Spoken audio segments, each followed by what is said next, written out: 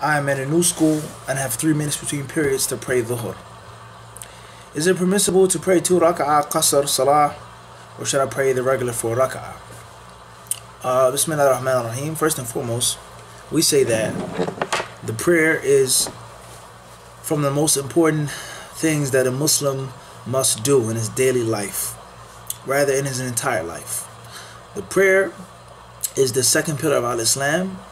It is something that Allah subhanahu wa ta'ala has made obligatory upon all of his slaves, those who are learned and those who aren't learned, those who are wealthy and those who are not wealthy, men and women, black and white, red and yellow, those who are traveling, those who are residents, those who have good physical health and those who suffer from poor physical health.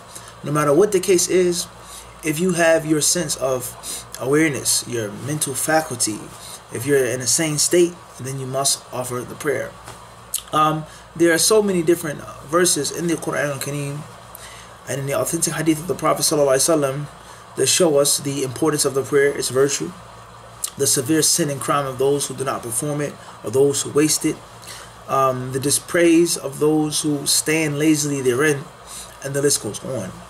The Messenger of Allah ﷺ has told us that the thing between us and them, the non-Muslims, the rejectors of faith, or that thing is the prayer, waliyadhu billah.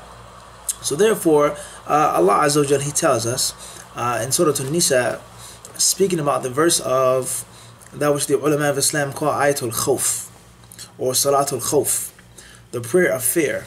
In other words, when the Muslims have met their enemies, they are not exempt from offering the prayer.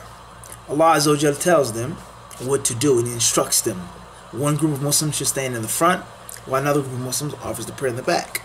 One group of Muslims the Imam is to stay with, and another group of Muslims the Imam, so on and so forth, etc.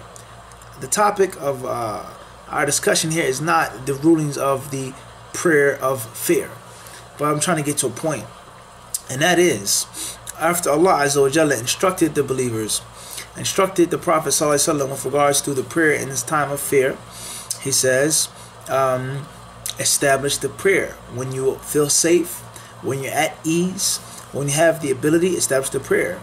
إِنَّ الصَّلَاةَ كَانَتْ عَلَى الْمُؤْمِنِينَ كِتَابًا مَوْقُوتًا, because the prayer is obligatory upon the believers in a prescribed time.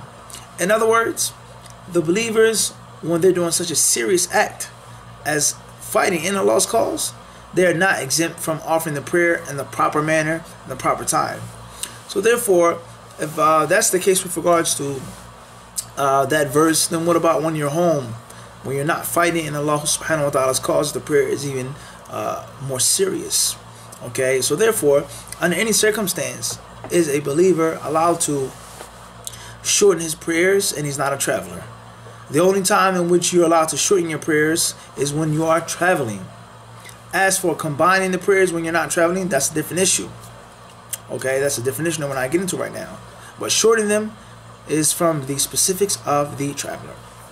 When the Messenger of Allah ﷺ offered the prayer in the authentic hadith, okay, in Bukhari and Muslim, and he salammed out after he made 2 rak'ah. He made rak'atayn, 2 units of the prayer. That man, Dhul Yadayn, he said, was the prayer shortened, or did you forget, O Messenger of Allah ﷺ?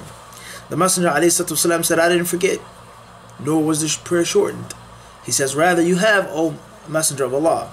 The point that we're trying to get to, as hadith clearly proves, that if a man only makes 2 rak'ah, his prayer is incomplete and it is not considered to have been fulfilled. So therefore, you are not allowed to shorten your prayers unless you are a traveler. And Allah subhanahu wa ta'ala surely knows best.